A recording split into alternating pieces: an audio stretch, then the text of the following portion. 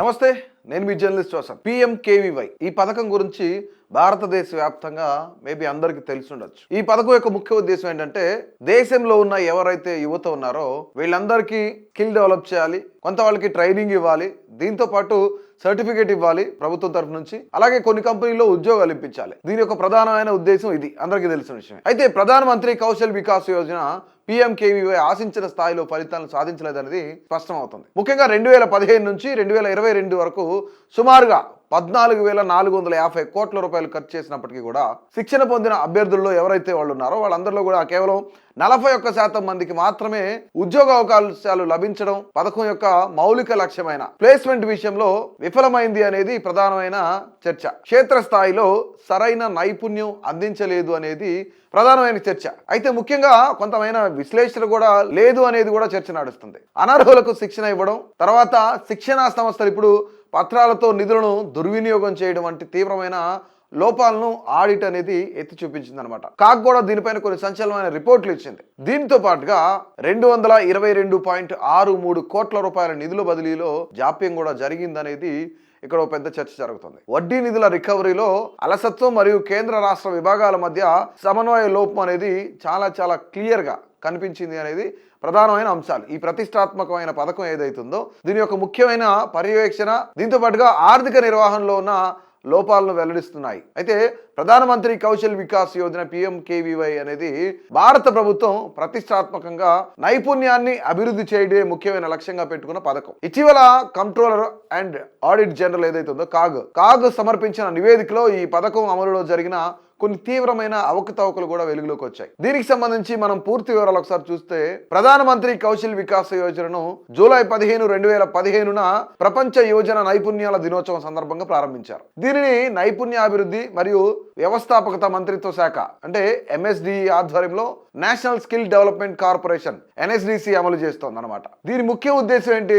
భారతీయ యువతకు పరిశ్రమలకు అవసరమైన వృత్తి నైపుణ్యాలలో ఉచితంగా శిక్షణ ఇవ్వడం, దీని తర్వాత శిక్షణ పొందిన వాళ్ళకి ఎవరైతే అవుతున్నారో వాళ్ళందరికీ కూడా మెరుగైన ఉపాధి అవకాశాలు కల్పించడం, అంటే జాబ్ ఇప్పించడం, ప్లేస్మెంట్స్ ఇప్పించడం, దీంతో పాటుగా వారి ఆర్థిక స్థితిగతులను మెరుగుపరచడం అనేది ముఖ్యంగా శిక్షణ పూర్తి చేసిన వారికి ప్రభుత్వం గుర్తింపు పొందిన సర్టిఫికేట్లు ఇవ్వడం, దీంతో పాటుగా నగదు ప్రోత్సాహాలు అందించడం, ఇవన్నీ కూడా దీని యొక్క ముఖ్యమైన లక్షణాలు. ఇప్పటికే ఏదైనా సరే పనిలో నైపుణ్యం ఉన్న వాళ్ళని గుర్తించి వాళ్ళని అసలు వీళ్ళు దేనికి పనికి వస్తారు, వీళ్ళలో స్కిల్ డెవలప్మెంట్ ఉందా లేదా అనేది వాళ్ళందరినీ చెక్ చేసి వారికి అధికారిక సర్టిఫికేట్ కూడా ఇవ్వాలి అనేది దీని ముఖ్య ఉద్దేశం. ఈ పథకం కోసం ప్రభుత్వం వేల కోట్ల రూపాయలు, అంటే దాదాపుగా 14,500 కోట్ల రూపాయలు ఖర్చు పెట్టింది ప్రభుత్వం. ఫర్ ఎగ్జాంపుల్ మనం చూసుకుంటే PMKVY కోసం 2016, 2020 మధ్య కాలంలో సుమారుగా 12,000 కోట్ల రూపాయలు, అక్షరాల 12,000 కోట్ల రూపాయలు కేటాయించింది కేంద్ర ప్రభుత్వం. అయితే 1 కోటి మందికి శిక్షణ ఇవ్వాలనేది ముఖ్యమైన లక్ష్యం. ఈ 12,000 కోట్ల రూపాయలు రిలీజ్ చేసి 1 కోటి మందికి ఇక ట్రైనింగ్ ఇవ్వాలి, వాళ్ళకు ఉద్యోగాలు ఇప్పించాలనేది ప్రధానమైన లక్ష్యం. ఇక PMKVY సెకండ్ ఫేజ్లో మనం చూసుకున్నట్లయితే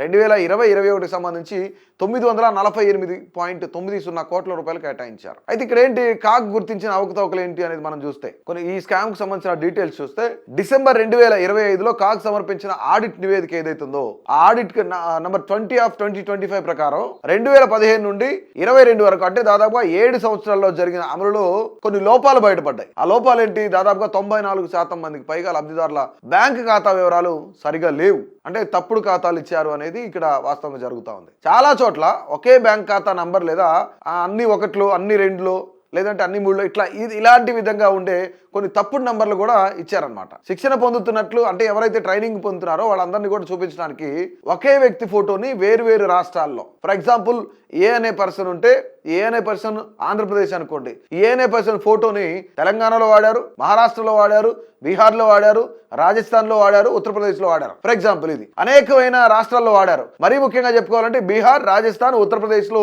ఈ స్కామ్ అనేది చాలా ఎక్కువగా జరిగిందనేది ఇక్కడ చర్చ జరుగుతుంది. అయితే ముఖ్యంగా అనేక మంది అభ్యర్థులకు ఒక ఫోటోని అనేక మంది అభ్యర్థులకు వాడినట్లు కూడా గుర్తించారు. కొన్ని కేంద్రాలు వాస్తవానికి క్లోజ్ చేసి ఉన్నా సరే అక్కడ ట్రైనింగ్ జరుగుతున్నట్లు కూడా కాగితాల్లో చూపించి కేంద్రం నుంచి వచ్చే డబ్బు ఏదైతుందో వాటిని డ్రా చేసుకున్నారు. క్లోజ్ చేస్తున్న ఆఫీసులు కానీ, ట్రైనింగ్ సెంటర్స్ కానీ, వీటికి కూడా ఫండ్స్ వాళ్ళు రికవరీ చేసుకున్నారు. అయితే లబ్ధిదారులకు అందాల్సిన డైరెక్ట్ బెనిఫిట్ ట్రాన్స్ఫర్ ఏదైతుందో డిబిటీ నిధులు కేవలం 18% మందికే 18% మందికి మాత్రమే సరిగ్గా చేరాయి అనేది కాగ్ రిపోర్ట్ లో ఉందన్నమాట. దాదాపుగా 34 లక్షల మంది అభ్యర్థులకు రావాల్సిన పేమెంట్లు ఇంకా పెండింగ్ లో ఉన్నాయి. ఇక్కడ ఆధారిత హాజరు వ్యవస్థ లేకపోవడం వల్ల భౌతికంగా లేని విద్యార్థులు కూడా ఉన్నట్లు చూపించారనమాట. ఇక్కడ ట్రైనింగ్ తీసుకోని వ్యక్తిని కూడా ట్రైనింగ్ తీసుకుంటున్నారు అని చూపించారు.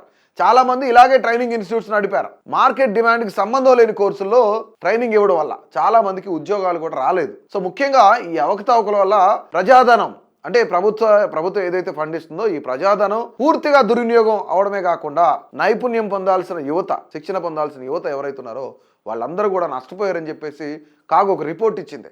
దీనిపైన సమగ్ర విచారణ జరపాలి అనేది విపక్షాలు కూడా ప్రధానంగా డిమాండ్ చేస్తున్నారు. కానీ ఇక్కడ పిఎంకేవీవై అనేది ప్రతిష్టాత్మకంగా కేంద్ర ప్రభుత్వం తీసుకుంది. ఎందుకు? దేశంలో ఉన్న లక్షలాది మంది యువతకి ట్రైనింగ్ ఇవ్వాలి, వాళ్ళందరికీ సర్టిఫికేట్లు ఇవ్వాలి, వాళ్ళందరికీ ప్లేస్మెంట్స్ ఇవ్వాలి, వాళ్ళందరినీ ఆర్థికంగా డెవలప్ చేయాలి, ఆర్థిక స్థితిగతులు వాళ్ళకి మెరుగుపడాలి. చాలా మంది పేదరికంలో ఇంకా బ్రతుకుతున్నారు, బిలో పావర్టీ లైన్లో చాలా మంది చదువుకున్న వాళ్ళు ఉన్నారు. సో వీళ్ళందరినీ కూడా ఫైనాన్షియల్ గా స్ట్రాంగ్ గా చేయాలనే అదే ఉద్దేశంతో ఈ యొక్క పిఎంకేవీవై తీసుకొస్తే ఇందులో కూడా అనేకమైన నిధులు దుర్వినియోగం జరుగుతున్నాయి. అంటే రాష్ట్రాల వారీగానే కాదు దేశవ్యాప్తంగా కూడా ఇటు రాజకీయ నాయకుల అండతోనో అధికారుల అండతోనో ఏ విధంగా ప్రజాధనాన్ని దండుకుంటున్నారు అనేది ఈ పిఎంకేవీవై స్కామ్ అనేది ఒక నిదర్శనం.